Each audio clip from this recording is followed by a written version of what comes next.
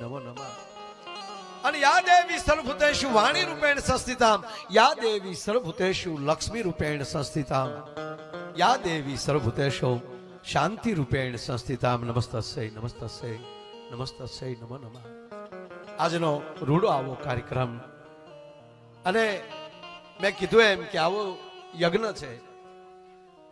અમે પ્રોગ્રામ રોજ કરીએ સાહેબ, મેં કીધું પણ આજે યજ્ઞ નારાયણની પ્રદક્ષિણા કરીને, એ બ્રહ્માંડની પ્રદક્ષિણા કરીને અમે પ્રદક્ષિણા કરતા હતા ને ત્યારે રાજભા મને પૂછતા હતા, સાહેબ અમે ખેડૂના દીકરા છીએ, અમે માલધારીના દીકરા છીએ, અમે આવા જવારા જોયા ને, એટલે રાજભાઈ કીધું કે માયાભાઈ આવી વાવણી તો આપણે ખેતરમાં કરતા હોય, પણ અહીંયા જે ઉગાવો યજ્ઞશાળાના જે જવારા હોય એનો જે ઉગાવો હોય ને એ જ દેખાડે છે કે અહીંયા કયું તત્વ છે, કઈ શક્તિ છે.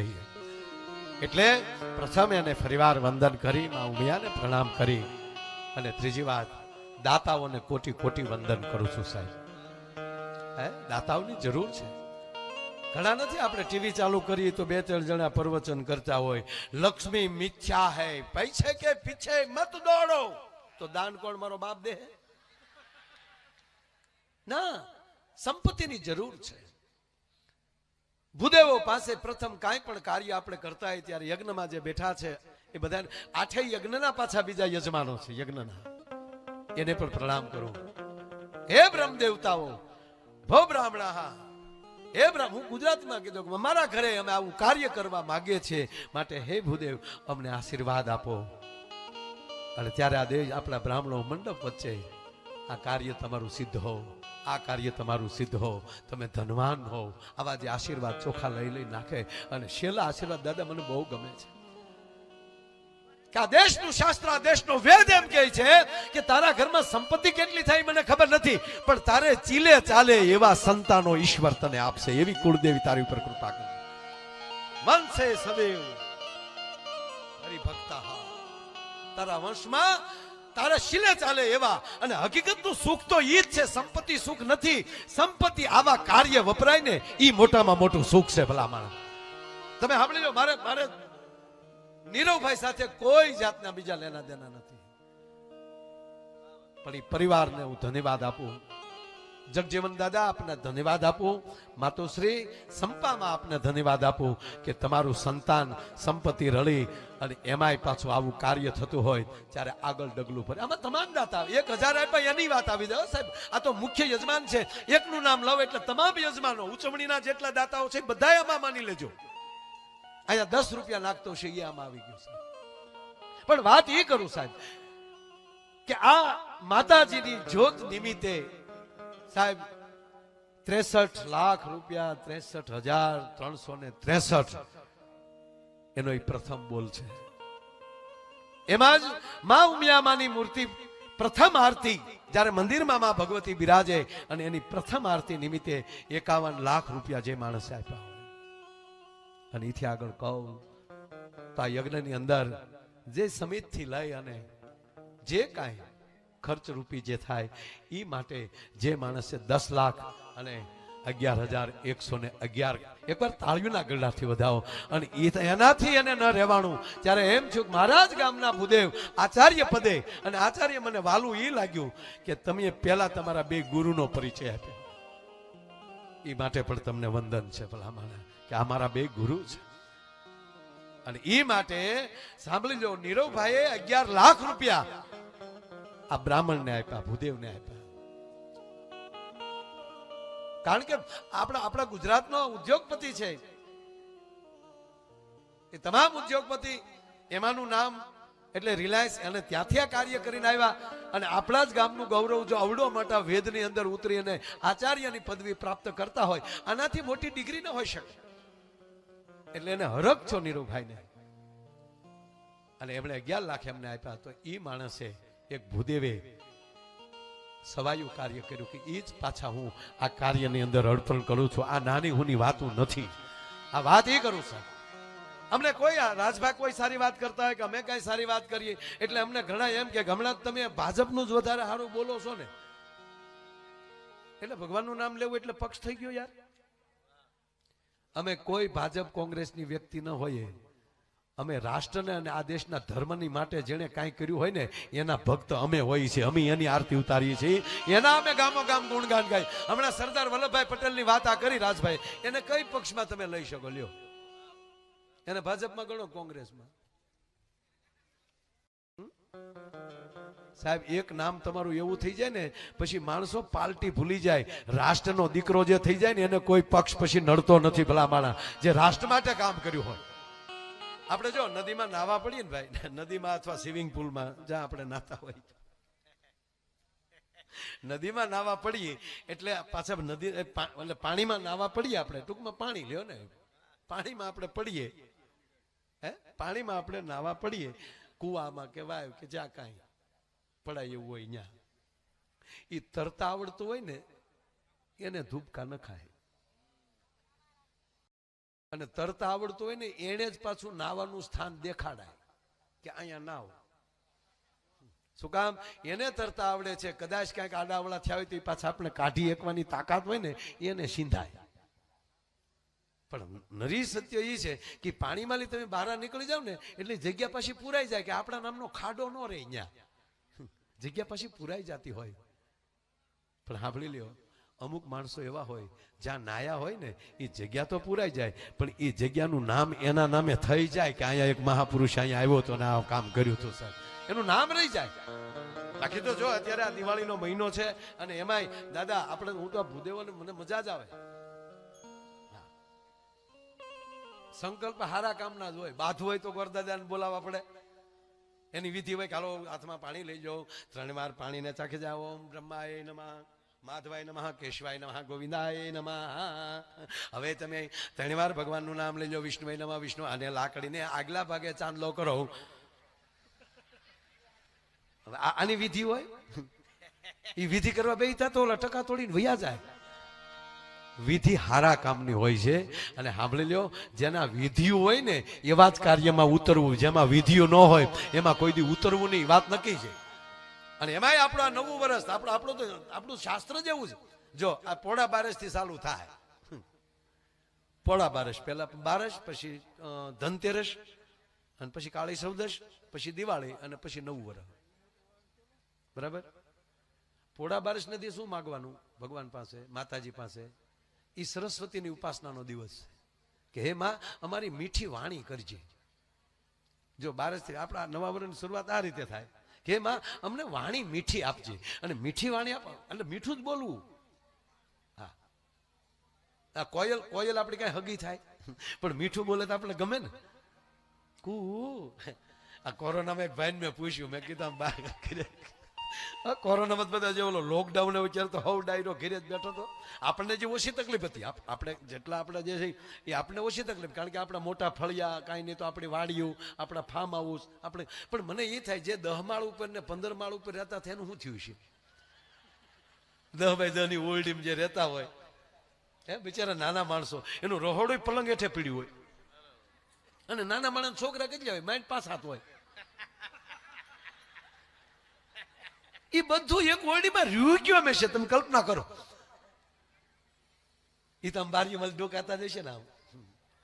તેમાં મેં એક ભાઈને ફોન કર્યો, મેં કીધું બહાર નીકળો કે નહીં? મને કે માયાભાઈ બહાર નીકળીએ ને તો મોર બોલે, એની કરતા ઘરની કોયલોને ન સાંભળીએ. લે, ઘડીકમાં કોયલું થઈ ગયા. બોલો, વાત છે સાહેબ, મીઠું બોલવું. કોયલ મીઠું બોલે છે એટલે આપણે ગમે છે. એના શબ્દો સમજાતા નથી, શું કહેવા માંગે એ ખબર નથી આપણને, પણ ગમે છે. આપણે એના શબ્દો જ નથી સમજતા, શું કે દેતી હોય આપણને શું ખબર. આપણે વાડી આંબા હેઠે હોવા જાય અને આંબાની ટૂંક ઉપર બેઠી બેઠી એમ કહેવાય કોયલ ટવકા કરતી હોય, અને આપણે અહીંયા ખાટલો નાખી અને જે જમાવીએ તો એ કહેતી હોય કે અહીંયા મીર્યો, અહીંયા મીર્યો. સમજાતું નથી છતાં ગમે. વાત સાંભળજો, મારે જે હેતુ જે વાત કરું, મને હું દાંત કઢાવવા જ આવ્યો છું. પણ એક પણ હાસ્ય એવું નહીં હોય કે વિટામિન વગરનું હોય, કેવલ હી હા નહીં હોય. બાકી તો એકલો જ હાસ્ય કરવો હોય તો ઓલી કલબુય નથી હાલતી, એમાં હમું થાય એટેક આવે ડોહા. નહીં, હળવા ફૂલથી હસી લ્યો. મારો 3 જ જાતનો પ્રોગ્રામ છે સાહેબ. મારા પ્રોગ્રામના 3 જ વિષય: હસો, બીજાને હસાવો અને અમુક વાતને હસી કાઢો.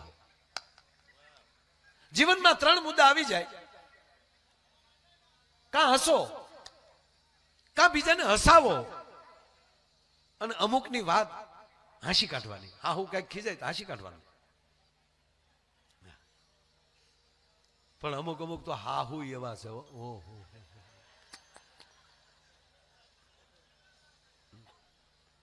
હજી પરણીની દીકરી આવી હોય ને. હવે જો તમે સાંભળજો, આપણે નવો મોબાઈલ લઈએ દાદા, નવો મોબાઈલ લઈએ તો આપણો જે જૂનો મોબાઈલ હોય એના ડેટા એમાં આપણે ટ્રાન્સફર કરતા હોય ને બ્લુટૂથ થી. એ ટ્રાન્સફર થતું હોય, એની વચ્ચે અડો તો મોબાઈલ હેંગ થઈ જાય. હવે સાંભળજો, દીકરી પરણીને હાલી આવે છે, અત્યાર સુધી એની અંદર તમામ ડેટાઓ છે ને એ બાપના ઘરના હતા, અને હવે નવું જીવન ચાલુ કરે છે. એ ધીરે ધીરે તમારા ઘરના ડેટા અંદર ડાઉનલોડ કરી રહી છે. એની વશમાં અડો તો હેંગ જ થાય, બીજું કાંઈ કરે. થોડીક તો નિરાત રાખો, જે હાલી આવે છે નહીં. એટલે સાલોમાં પછી એમ કે વાહ તમે સમજતા જ નથી. અરે એક નવી દીકરી પરણીને આવી, નવી દીકરી પરણીને આવી ને એટલે આખો પરિવાર સારો હતો, દીકરી પણ સારા પરિવારની દીકરી. અને આ તમારા ગામમાં મને એક બીજું ગમ્યું, દુનિયાના કોઈ પણ માણસને અમદાવાદ આવવું હોય તો આવવું તો તમારા ગામ ઉપરથી જ પડે.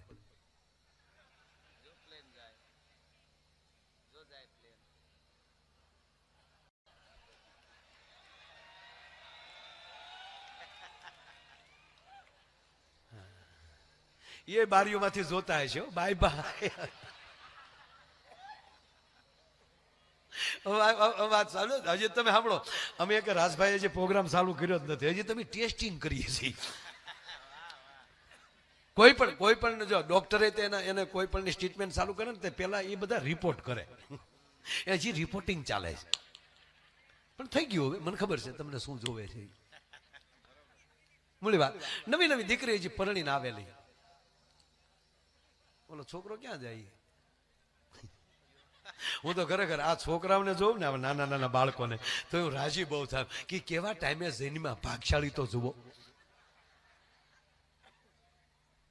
આ વડીલોને પૂછો, અમે અવડા હતા, ભેળા થવા કપડા મરી ગયા, ખાખી સડીઓ પહેરી. ઓહો, નાતું તું કોણ? સોમાહા તો અમને નવરાવતા. અરે હકીકત રાજભા, ત્યાં રમવા ગયા હોય, પીડ્યા હોય, ચોલાણા હોય, લાગ્યું હોય તો ઘરે થોડું કહેવાય. ઘરે જો બાપાને ખબર પડી તો ઉલટા નાખે. બે ક્યાં રખડવા ગયું છું? હું તું જ્યાં સુધી સારું ન થાય ને ત્યાં ત્રાહું હાલવું પડે આમાં. અને અત્યારે તો છોકરો જે પડી ગયો હોય ને ત્યાં આખો ઘર ચીકું છું, પલ્યું છું, માલું ચીકું છું. અને 15 મહિનાનો થાય તો ગુગુ હાલતો હોય. ઓલો તો 8 મહિને ઠેકતો થઈ જાય, 4થા મહિને બેહતો થઈ જાય. પરાણે નો બેહાડતા ને ટસી ગયા હતા. એટલે નવી દીકરી ટૂંકમાં પરણીને આવી એટલે ઘર સારું હતું. એટલે પણ 2-3 દિવસ થઈ ગયા એટલે દીકરીને એમ થયું કે મારે ધીરે ધીરે ઘરનું કામ હવે સંભાળવું જોવે. મારે 3 દિવસ થઈ ગયા, હવે મારે ઘરનું કામ થોડું લેવું જોવે. એટલે શરૂઆત કરી રસોડાથી. રસોડામાં નણંદ રોટલા કરતા હતા. ત્યાં જ ભાભીએ કીધું કે નણંદબા ઊભા થઈ જાઓ. કે કેમ? મને રોટલા કરવા ગયો, રસોઈ હું કરીશ. નણંદબાઈ સારા હતા, એણે કીધું કે નાના ભાભી હમણાં તમે હરોફરો, હજી તમારા હાથની મહેંદી નથી સુકાણી, પછી તમારે જ કરવાનું છે ને. હું કાલ પરણીને વહી જાય, આખા ઘરનું કામ તો તમારે જ કરવાનું, પણ તમે હજી 2-3 દી હરોફરો, હું રોટલા કરું છું.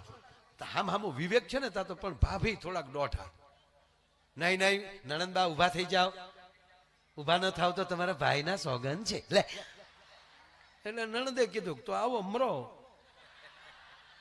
પધારો. ભાભી મળ્યા રોટલા કરવા. જો તમે તમામ રસોઈ ચોપડીમાં વાંચીને શીખી શકો, ટીવીમાં જોઈને શીખી શકો, પણ 2 રસોઈ એવી છે એ ચોપડીમાં વાંચવાથી ન શીખી શકાય, ટીવીમાં જોવાથી ન શીખી શકાય. એક લાપસી અને બીજો રોટલો. એ તો જેની માને આવડતું હોય ને એની દીકરીને આવડે, એમાં બીજું ન આવે સાહેબ. તમારે જ્યાં લખો હોય ત્યાં લખી લેજો. હા, રોટલા આવડતા હોય ને તો એવી ભાચ્યું પડે. રાજસ્થાનના શિલ્પકારની તાકાત નથી કે એવી ભાચ્યું પડે અને ત્રાંબાના પતરા જેવો માથે પડ્યો થઈ જાય, નકર ભમરા પડે.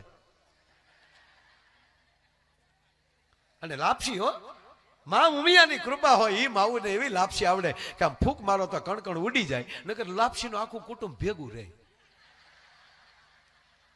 અને અમારે તો હિતેશ દાદા, અમારે તો રોજ બહાર જ જમવાનું ને.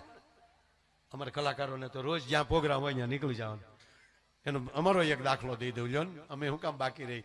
બે ભાઈઓ એના પપ્પાના હરાત નાખતા હતા, કાક કાક કાક કાક કરીને ખીરના કોળિયા નાખતા હતા. કાગડો આવ્યો પણ કાગડો ધ્રુજ્યો બહુ. મકાનના નળિયા મળ્યા ખખડવાઓ. એટલો કાગડો ધ્રુજવા મળ્યો એટલે મોટા ભાઈ નાના ભાઈને કીધું, ભાઈ કે હા બાપા ખાહે નહીં, બાપા જમવાના નથી. તો ઓલાય ભાઈએ કીધું કે ના ભાઈ, એ તો મને ખબર છે બાપા ખાહે નહીં, કારણ કે એને ઘરનું ભાવ્યું જ નથી. રોજ તારા બાપે પ્રોગ્રામ જ કર્યા. હાવ તાકે ભલે પણ ખાય નહીં, ભલે જમે નહીં, પણ પપ્પા એટલા બધા ધ્રુજે કેમ? તાકે બાને ફાળી ગયો ફળિયામાં. કાગડા છે પછી ભાળી જાય ત્યારે ધણેલાટીઓ છૂટક્યું છે તો કેવા લાડ લડાવ્યા છે કયો. એટલે દીકરી ટૂંકમાં અમે વાત કરી, વચ્ચે વાત કરી, અમે એક જગ્યાએ જમવા બેઠા, એ બેને કંઈક પીરસ્યું, લબ લબ થાળીમાં પડ્યું. હું હતું એમને ખબર ન પડી. બોલો, તમારા મગન ઉતાવળો ઉંમર પ્રમાણે એને આમ થાળીમાં હાથ નાખ્યો, પણ થાળીને ઓલી લાળ થયું, આમ હારો હાર થાળી આવી. એટલે એક આછે થાળી પકડી, પછી થાળીના કોરે આવીને બધું કાપ્યું. પછી તો બીજું હતું શાક રોટલા ને એવું જમ્યા. એ ત્રીજી વાર બેન પીરસવા આવ્યા ત્યારે બોલ્યા લાપસી આપું, ત્યારે ખબર પડી આ લાપસી હતી. આવી લાલાળી લાપસી. એટલે ત્રીજી વાર નીકળ્યા, કીધું લાપસી જોવે છે કોઈને લાપસી? તા મગનભાઈ બોલ્યો મને આપો. અરે મેં મગના મરી જાઓ, આ ન ખવાય, મગન સગન થઈ જાય. મને કે ખાવી ક્યાં, હું તો હાંડિયો બનાવું, ડોકમાં ઘટે. ભાઈ હકીકત છે, અમુકના તો રમકડા જ બનાવવાના હોય. એટલે ભાભી રોટલા કરતા હતા. એ ભાભી રોટલા કરતા હતા, જેવો રોટલો તૈયાર થઈ જાય એટલે નણંદ રોટલો બહાર લઈ જાય. 12 રોટલા બહાર લઈ ગયા, 12 રોટલા ગયા. 13મા લોટનો પીંડો હાથમાં હતો.